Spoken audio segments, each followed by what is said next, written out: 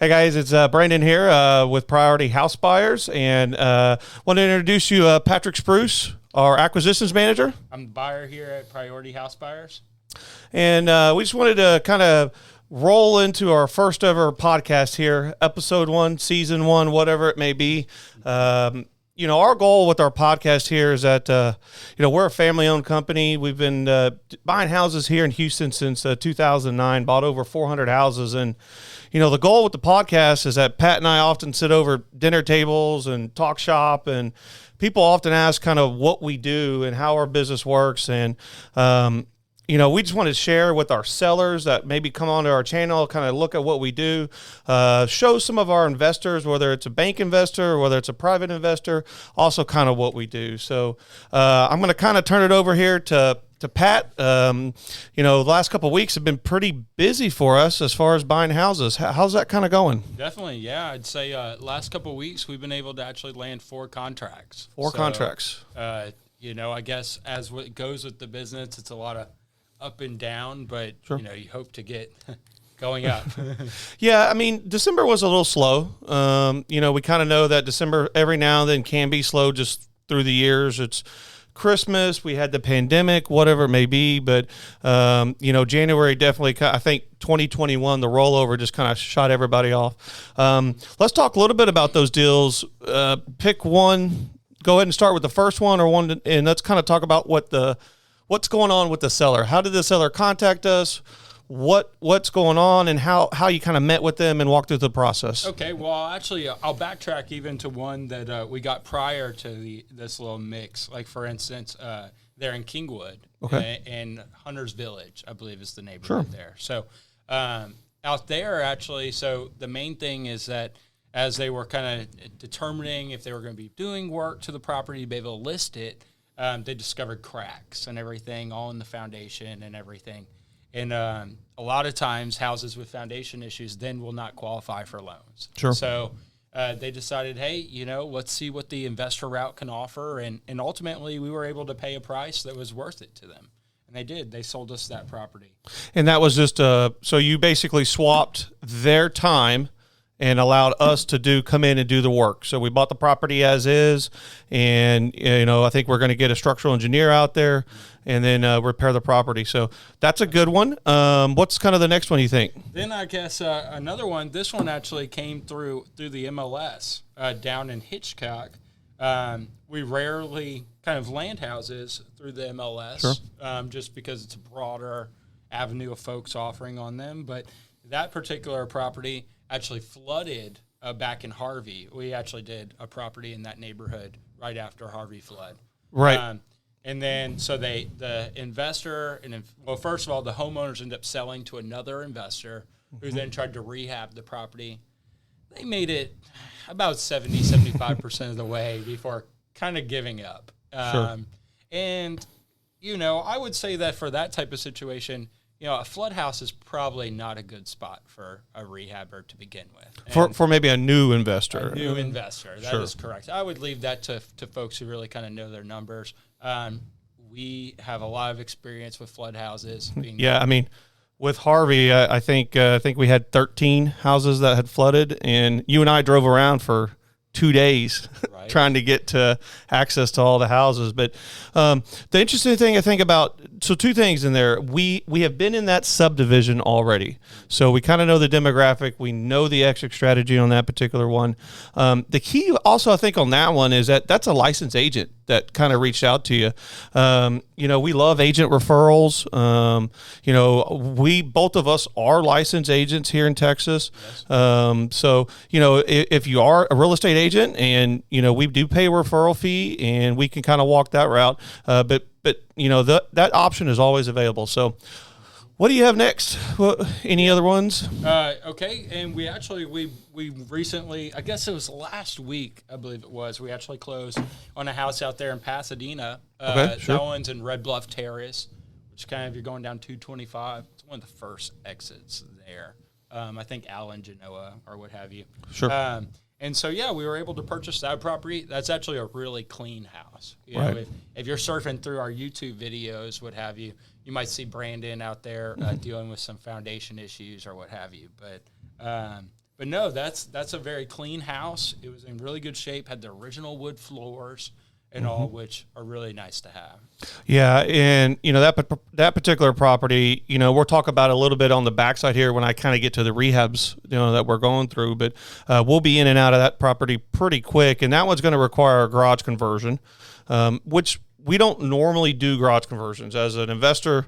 I don't recommend it, but there are specific areas of Houston that this cost per square foot, and based on the other comps, the other solds, that you kind of need that, right? So sure, yeah, and actually that particular property, it's consistent with the neighborhood. Right. Literally, the house right across the street that has been updated is a converted garage. Absolutely. So I think a lot of times whenever I see that consistently going on in the neighborhood, then maybe it's not as strange. Sure.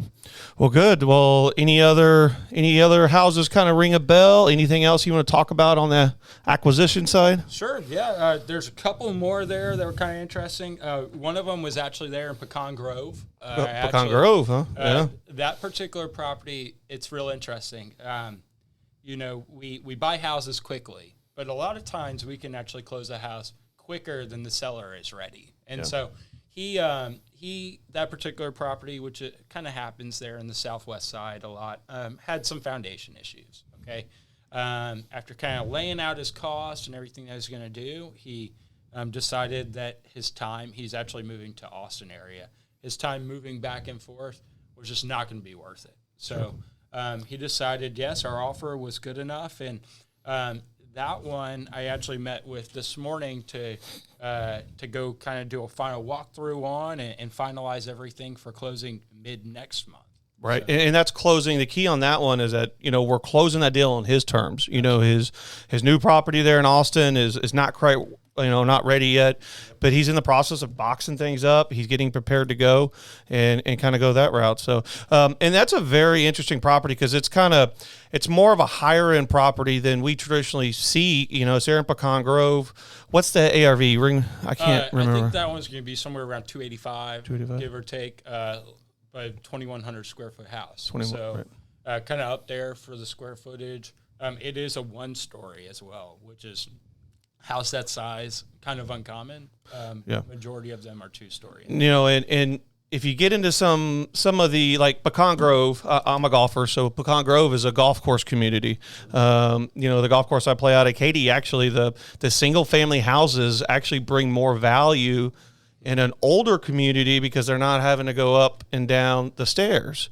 And so that'll be interesting to kind of see what we do on that particular house. So, well, that's good. Well, what's the story with your Vaseline contract? What's going on with that one?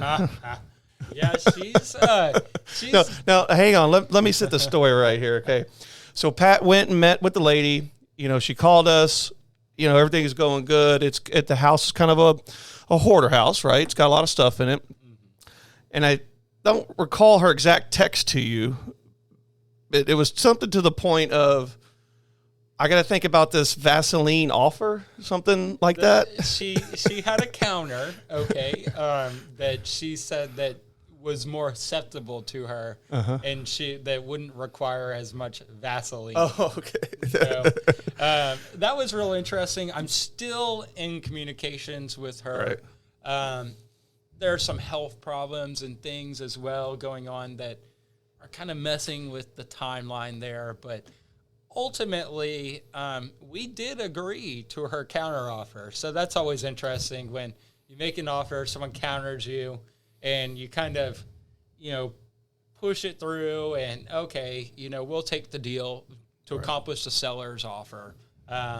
And then they ghost you after the fact.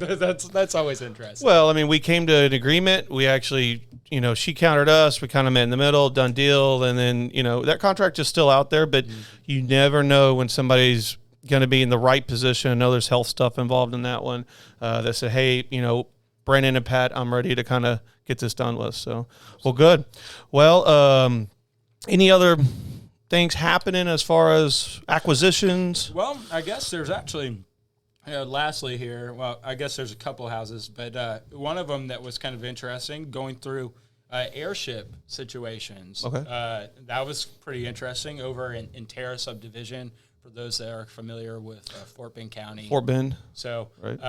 that's a really nice house. It's kind of a larger rehab, a little 1,800 square foot house or 1,600, and we're putting 35, 40 grand into it. Mm-hmm.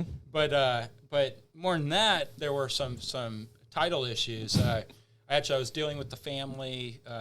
The father had passed away, and while going through the title things there ended up being extra heirs that came up in the process. Well, I mean, originally there was one extra non-known child, right? Originally. Exactly. And then actually via Ancestry.com, there potentially might be A second. more heirs there. So A second unknown child. I've run into many types of airships. This is probably the first that Ancestry.com has played a part in it. And ultimately, I went through the courts, and they're basically what they're going to do is set up an escrow account for the funds after closing to go to until they're able to work out who exactly is entitled to those funds. I think they did what they did in a court appointee. Is that correct? They did, exactly. The court appointed a representation of a representative of the estate. So in theory, the courts are going to say, hey, let's go ahead and sell the property, and then we'll figure out the distribution on lineage later on after the fact, because they're behind in their taxes, they're behind in their mortgage payment.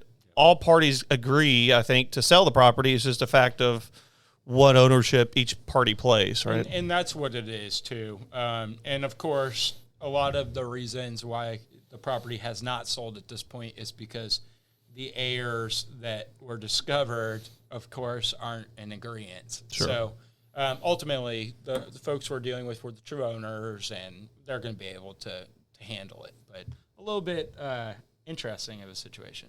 So Very good. And then I guess last but not least, kind of on a quick sale, there are a lot of folks that offer on houses and all. We can actually close a house. This one will be right at 7 days. They're out in Willis. We're going to be in Panorama Village there. I'll be surprised if Brandon's not in and out of that in a week. So, Well, that's a newer construction house, and that particular one was on the opposite side of an agent. We talked about earlier that an agent would bring us, the deal per se, and we're okay with that. This particular lady is like basically already moved out, and she wants to go, do I want to list it with the realtor, or do I want to go with, Priority House Buyers and Pat and Brandon and get it done in 7 days? Well, I think you were at the appointment when the agent was there, right? Yes, I didn't know an agent was going to be there. Right. The homeowner was just meeting me. It was I talked to her at like 10 o'clock in the morning, and I was offering on the house at 12:30. So it was one of those kind of fast-moving things. I didn't really, I don't ever really anticipate people signing on the appointment, but actually I showed up, 2 cars pulled in. I was going, oh, okay, and then I learned that one was her real estate agent, and I thought, oh, okay, looking at it to list it or something like that. And then I found out, no, she was there to vet me. It's really what it was. Right. Which actually, agents, for the most part, when they see the way we write our contracts, there's no option periods. We put up a decent amount of earnest money. And it's on a TREC contract. And it's on a TREC contract. It's not a 2-pager, a one day wholesale deal, guy flashing in and out. It's a true TREC contract. It is a true TREC contract that all the fluff is taken out of. And most of the time, agents are pretty impressed, at what we're offering. If you're going to choose to take a slight discount and sell the home, normally they will tell them, hey, this is the guy. Right. You're going to do it. So. Now, I think in talking with you on how the discussion kind of went with you and the agent, I think one of your best lines in that whole conversation, because when you come out and meet with the seller, we go over true comps, right? We have access to the MLS, we pull the data, and of course, every comp we pulled, I think it was like ARV of 200. 200. And I think the realtor lost out when she made, I can sell it for 210. Yes. And that was a big thing.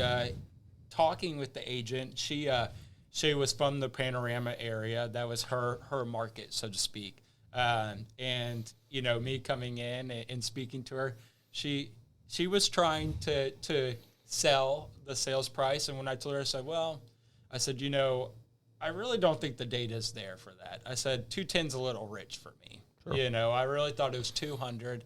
And that's when she admitted that 210 is what they would try to list it at, anticipating a sales price around 200. Well, in theory, anticipating the buyers would have to bring additional money to close. You'd have to be traditionally a conventional buyer in order to do that. An FHA guy's not going to probably do that. So, you know, you're limiting your buyer's pool in the event that happens. You know, so you know, like I said, we're licensed agents. We love real estate agents, but the proof is in the comps. It's in the data, and you know, hopefully we present it that way. So yeah, and that's a big difference between us, I think, and other folks. I will always provide the comparables I use to evaluate the property.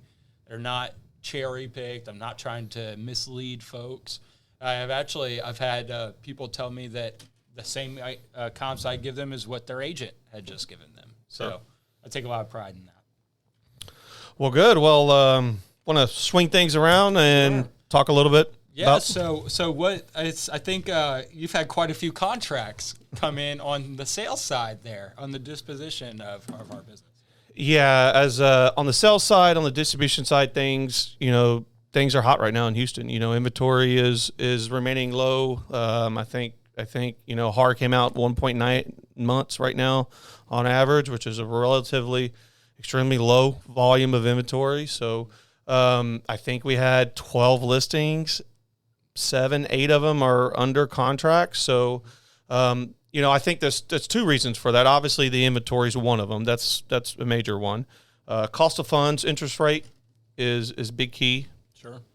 I think just kind of what's going on with the whole atmosphere of people moving to Texas. You know, Tesla's coming in, Toyota's already here.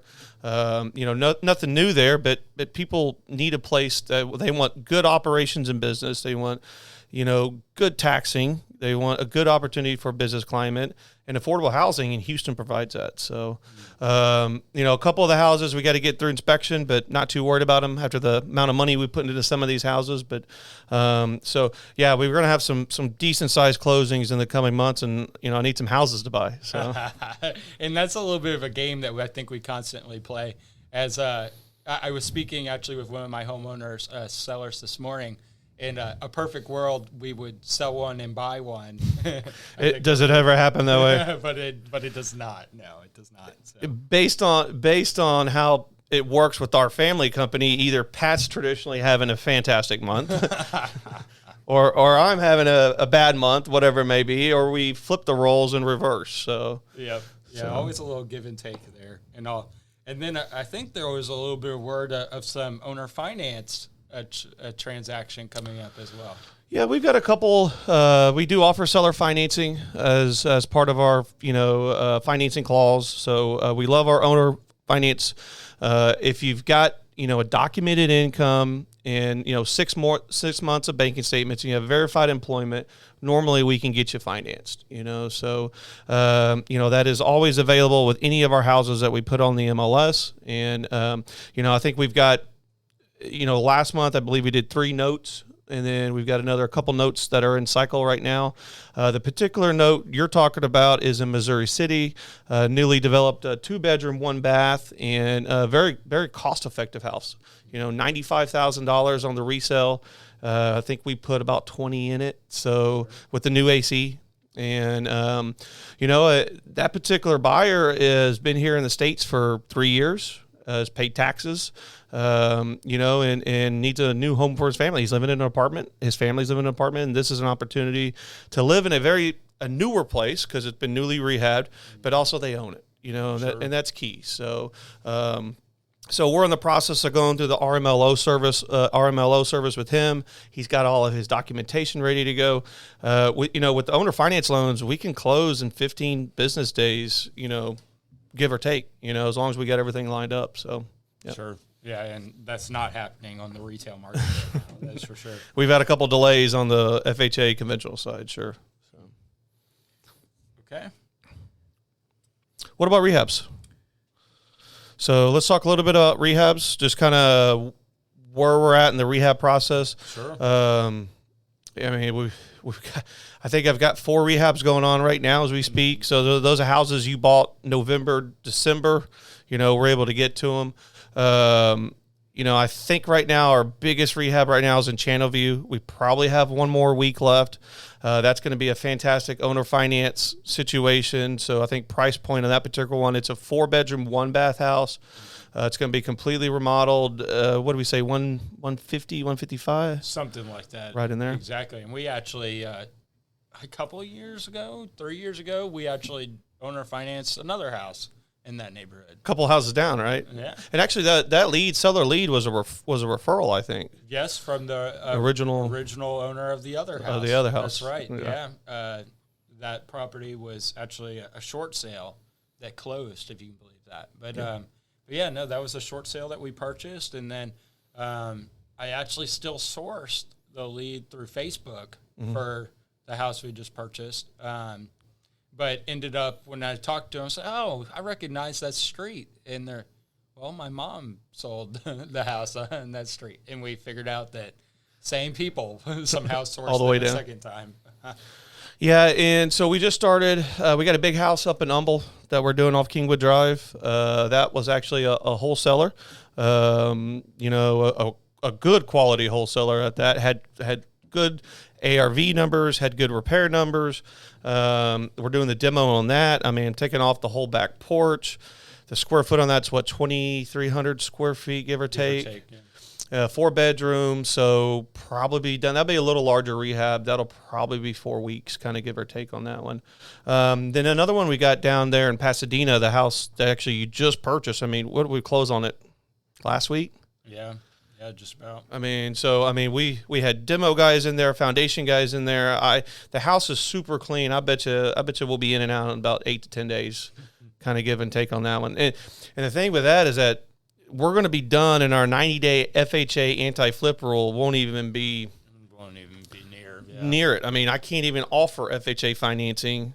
And what is that? So explain for our viewers here. What do you mean FHA 90-day flip rule? Because this is something that I run into a lot with homeowners that are like, "Well, you guys can knock this out in 2-3 weeks," and yes, we can, but how does that limit you when you go to sell the house? Yeah, so it goes back to the Dodd-Frank compliance rules. So basically, big government came in, and they don't want the end buyer basically to have a lipstick house that could be turned around for a quick profit in the business, make a lot of money, right? So depending if you're in a Phoenix market, a New York market, a Florida, Vegas market, what people were doing is they were buying a house, maybe painting it, maybe putting on carpet, and then, in theory, increasing the value $50,000, $60,000, right? Mm-hmm. And, and that particular buyer is an FHA buyer, which normally is a first-time home buyer, maybe has a little bit of a down payment that they can put towards, but maybe they need some closing costs. The government stepped in and said, "Hey, we just really need to monitor these first-time homeowners to make sure they're not getting the boot too fast by these rehabbers." And so, as an investor, as a rehabber, the government says you got to wait 90 days of seasoning until you start accepting FHA. Now, that's not entirely all the way true because you can order 2 appraisals, but you have to take a lesser of the 2. And we just found out through our years of experience, it's just not worth waiting a second appraisal. You got to take lesser of the 2 and kind of go that route. So, absolutely.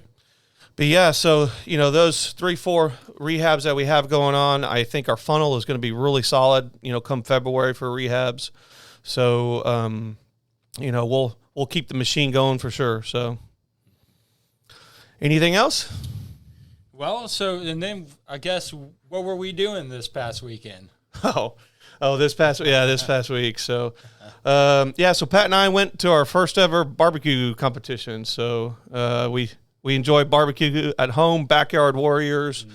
Mm-hmm. So what was your most interesting takeaway out of all of that? I think I was expecting to just see trailer after trailer of these just monstrous pits, right? Mm-hmm. And actually, the majority of these guys are cooking on drum smokers, okay?